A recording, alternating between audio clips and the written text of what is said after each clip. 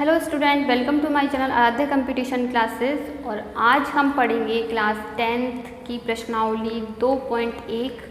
जो अपनी प्रश्नावली है 2, उसका नाम है बहुपद।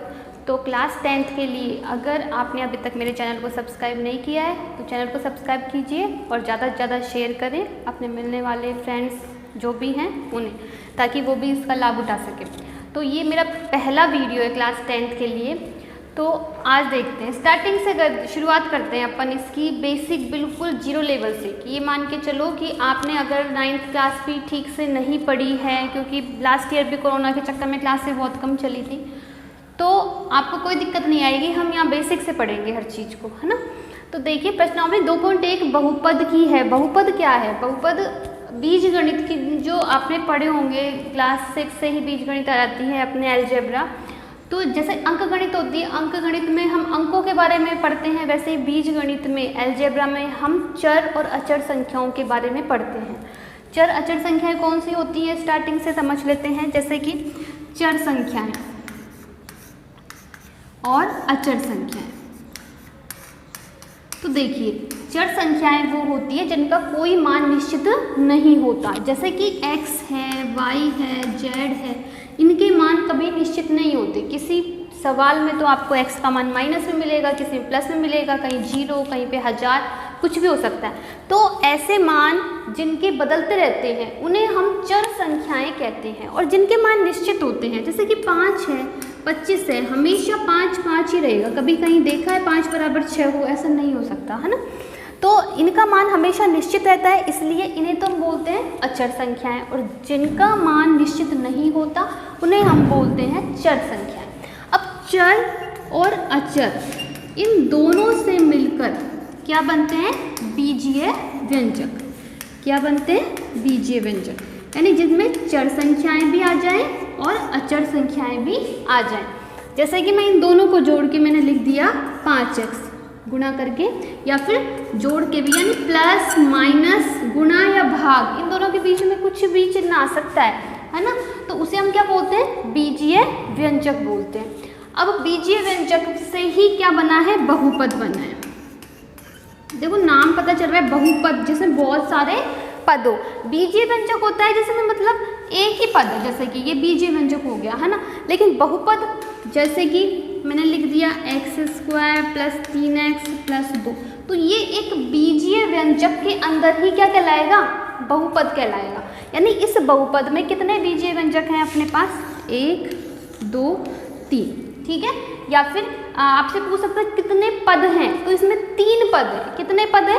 3 पद है। जिसमें एक पद होता है उसे एक पदीय बहुपद कहते हैं, है ना। जिसमें 2 पद होता है उसे द्विपदी कहते हैं, या फिर द्विपदी व्यंजक भी बोल सकते हैं। एक पदीय व्यंजक, ये द्विपदीय व्यंजक हो गया, है ना। तो संख्या के अनुसार उनका नाम होता है। तो ये तो छोटी छोटी चीज़ें आपने 7th 8th में पढ़ ली थी। अब जो आपके आती है 10th क्लास में, उसकी बात करते हैं। बहुपद के अंदर हम क्या पढ़ेंगे, हमारे काम की चीज़ें क्या हैं।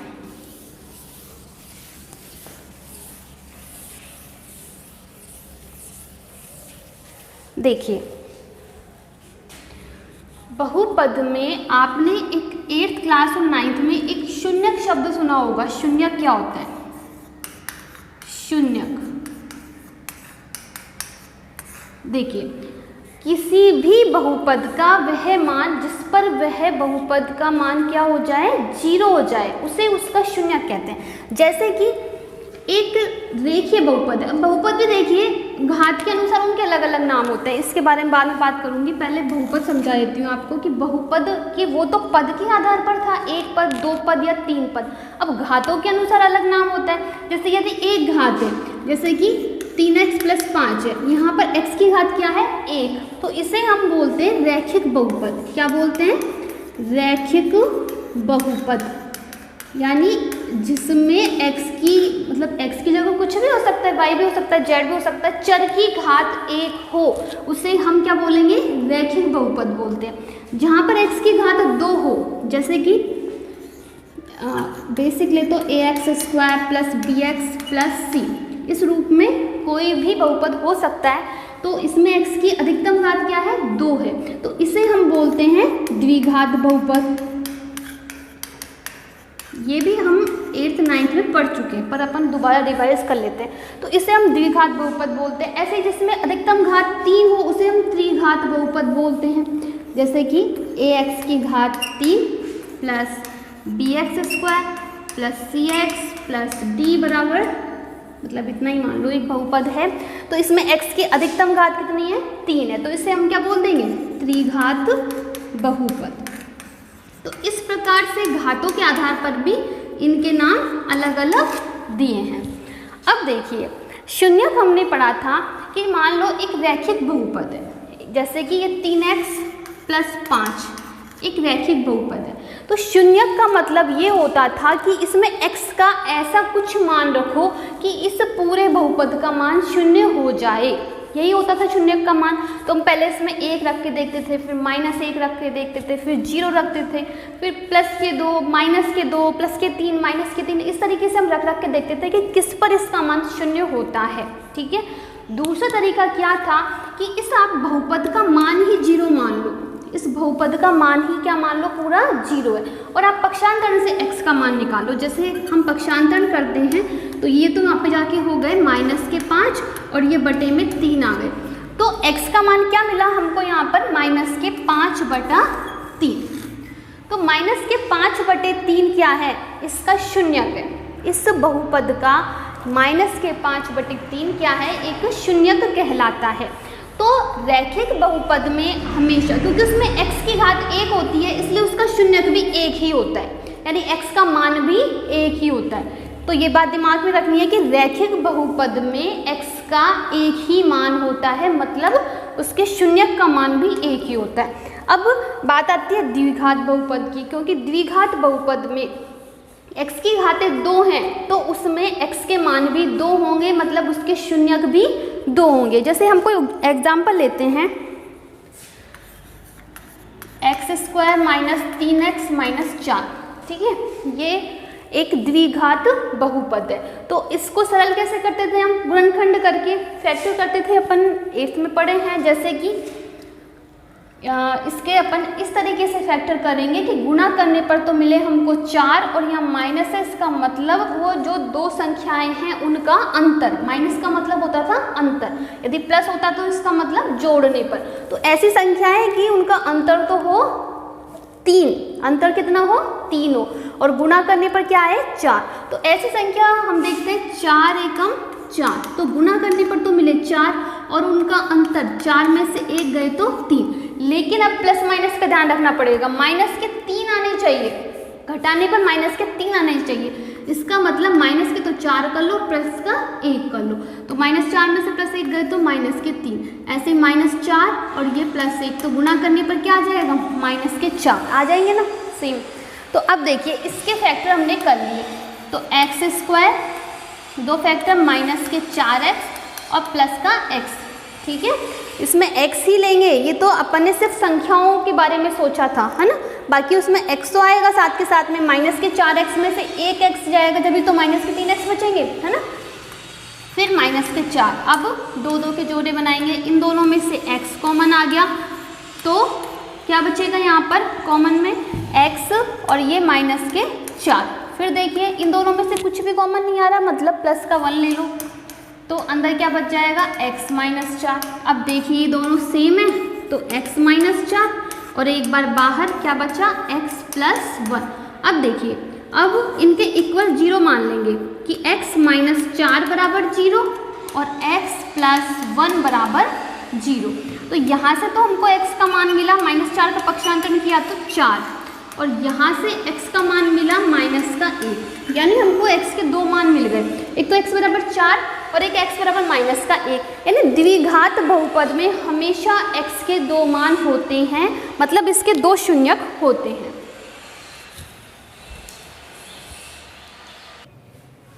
अब देखिए इसके बाद में जो अपनी प्रश्नावली 2.1 है, इसमें क्या है? बहुपद के शून्यकों का ज्यामितीय अर्थ के रूप में आपसे पूछ रहा है कि बताइए कि इसके कितने शून्यक होंगे। तो ये आपको आना चाहिए कि बहुपद के शून्यक ज्यामितीय में उसका क्या मतलब होता है। अब देखिए इस प्रकार से आपने ग्राफ सबने देखा होगा, ये वाली लाइन आपकी x अक्ष कहलाती है और ये वाली लाइन आपकी y अक्ष कहलाती है। ठीक है। यहाँ पर आपका 0 1 2 3 4, यहाँ पर भी 1 2 3 4, इधर -1 -2 -3 -4, क्योंकि ये -x अक्ष है। इसी प्रकार से y अक्ष है तो ये माइनस के y अक्ष है, तो -1 -2 -3 -4 -5। अब देखिए शून्यक हमने जब रैखिक बहुपद का निकाला था, यहाँ पर मैंने लिख दिए हैं दोनों के आंसर कि द्विघात बहुपद के 2 मान आए थे, 2 शून्यक आए थे, 4 आया था मान और माइनस का 1 आया था, और रैखिक बहुपद का एक ही मान आया था जिसका मान था -5/2। अब रैखिक बहुपद जो हमने लिया क्या था हमने, शायद तो 5x, चलो नया ले लेते हैं, ठीक है। जैसे एक रैखिक बहुपद है 3x + 2 है, ठीक है, ये है। तो अब इसमें देखिए हम x का मान निकालते हैं, तो x बराबर क्या आ गया, पक्षांतर से -2/3 आ गया, ठीक है, -2/3 आया x का मान। अब और भी तो मान आ सकते हैं इसके अलावा, जैसे कि जब इसमें मान रखेंगे हम x बराबर 0 रखने पर, देखिए x बराबर 0 रखने पर इसका मान क्या हो जाएगा 2। जैसे इसका अपन मान लेते हैं y, इसमें हमको एक सरल रेखा खींचनी है ना, रैखिक बहुपद मतलब एक सरल रेखा बनेगी, है ना। तो इसका मान हमने y मान लिया, तो इस समीकरण में मान रख रही हूँ अब मैं, x बराबर 0 रखने पर y का मान क्या मिला आपको 2 मिला। तो इसमें अपन बना रहे हैं कि x बराबर 0 रखने पर y का मान 2 है। यहाँ x अक्ष पर x का मान जब 0 है तो y का मान 2 है, ठीक है। इसी प्रकार से जब मैंने y बराबर 0 रखा, तो ये x का मान -2/3 आया ही था, -2/3 और y का मान 0। तो इसको भी हम इस पर बताएंगे। तो देखिए x का मान तो है -2/3, -2/3 का मतलब क्या हुआ कि 1 से भी कम है, 1 से भी कम मतलब यहाँ पर कहीं है, ठीक है। तो यहाँ पर ये है इस प्रकार से। तो इनको जब हम मिलाएंगे तो हमको एक सरल रेखा मिलेगी, लेकिन शून्य का मतलब ये होता है कि ये x अक्ष को कितनी बार काट रहा है। कोई भी सरल रेखा x अक्ष को जितनी बार काट रही है उतने ही उसमें शून्यक होते हैं। अब हमने देखा सरल रेखा, ये जो सरल रेखा है x अक्ष को एक ही बार काट रही है सिर्फ यहाँ पर, तो इसका मतलब इसके एक ही शून्यक होंगे, ठीक है। अब ऐसे ही हम द्विघात बहुपद में देखते हैं। द्विघात बहुपद में 2 मान मिले हमको, जैसे x बराबर 4 पर y का मान 0 था और x बराबर -1 पर भी y का मान 0 था, ठीक है। तो x बराबर 4, यहाँ पर देखेंगे 1 2 3 4, -1 -2 -3 -4, इधर 1 2 3 4, -1 -2 -3 -4। तो देखिए x बराबर 4 पर y का मान 0 है, तो एक मान तो ये है, दूसरा x बराबर -1 पर भी y का मान 0 है, तो एक मान ये। तो इस प्रकार के जो द्विघात बहुपद के जो वक्र बनते हैं वो इस प्रकार से बनते हैं, परवलय रूप में बनेंगे, या तो इस प्रकार से यूँ मिलेगा या फिर यूँ मिलेगा, ठीक है। तो हमेशा द्विघात बहुपद के ऐसे ही मिलेंगे आपको। तो देखिए इसमें हमेशा ये 2 बार काटेगा x अक्ष को कितनी बार काटेगा 2 बार काटेगा। तो इसका मतलब द्विघात बहुपद में 2 शून्यक होते हैं। तो आपको सिर्फ ये देखना है उस वक्र में कि वो x अक्ष को कितनी बार काट रहा है। अगर 2 बार काट रहा है तो उसके 2 शून्यक है, 1 बार काट रहा है तो 1 शून्यक है, 3 बार काट रहा है क्योंकि त्रिघात बहुपद में, त्रिघात यानी x की घात जहाँ पर 3 हो, ऐसे बहुपद में ये कितनी बार काटेगा 3 बार काटेगा, इस प्रकार से घूम के, ठीक है। तो उसमें कितने शून्यक हो जाएंगे 3 हो जाएंगे। ऐसे 4 बार काटने पर 4 शून्यक हो जाएंगे। तो प्रश्नावली 2.1 में सिर्फ आपसे यही पूछा है कि बताइए इसमें कितने शून्यक हैं। अब देखिए प्रश्नावली 2.1 में सिर्फ जो ग्राफ बने हुए हैं 6 ग्राफ हैं और इनमें आपसे पूछ रहा है किसी बहुपद px के लिए y बराबर px का ग्राफ नीचे आकृति में दिया गया है, प्रत्येक स्थिति में px के शून्यकों की संख्या ज्ञात कीजिए। आपको ग्राफ देखकर शून्यकों की संख्या बतानी है। ये आपके पास x अक्ष है और ये y अक्ष, ठीक है, और ये O है, यहाँ पर y डैश और ये x डैश। ठीक है, इस प्रकार से ग्राफ दिया हुआ है, सिर्फ एक सरल रेखा बनी हुई है इस प्रकार से। तो हम देखते हैं कि ये सरल रेखा x अक्ष को एक बार भी नहीं काट रही है, इसका मतलब इसमें शून्य की संख्या क्या हो जाएगी? 0। शून्य कितने होंगे इसमें? 0, एक भी शून्य नहीं होगा। ठीक,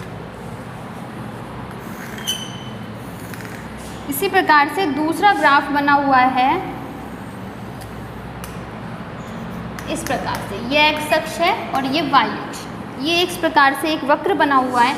अब हमें मतलब नहीं है कि आकृति कैसी है, किसकी है, हमें सिर्फ इतना मतलब है कि ये x अक्ष, इस वाली लाइन को ये आकृति कितनी बार काट रही है। तो हमने देखा ये सिर्फ और सिर्फ एक बार काट रही है, तो इसलिए इसका में शून्यक का मान कितना हो जाएगा? 1। इसमें शून्यक 1 होगा। ऐसे ही थर्ड है,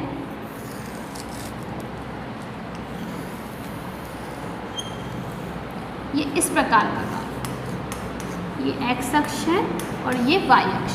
ठीक है, अब देखिए ये कितनी बार काट रहा है? एक बार यहाँ पर, फिर 2 इधर और फिर ये 3, तो ये 3 बार काट रहा है x अक्ष को, अतः इसमें शून्यकों की संख्या 3 हो जाएगी।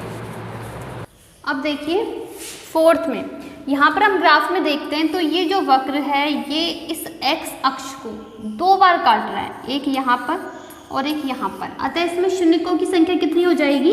2।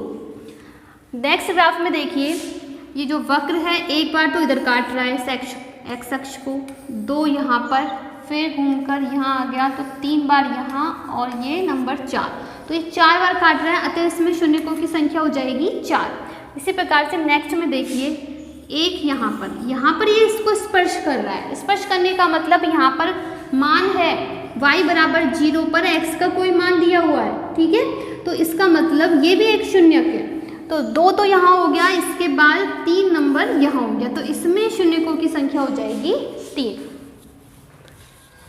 तो आज अपनी ये प्रश्नावली 2.1 कंप्लीट हो चुकी है, बस इसमें इतना ही था। अब 2.2 जो प्रश्नावली आएगी वो हम कल देखते हैं अगले वीडियो में। तो अगर आपको ये वीडियो पसंद आया हो तो प्लीज़ इसे लाइक करें, कमेंट करें और ज़्यादा से ज़्यादा शेयर करें। धन्यवाद।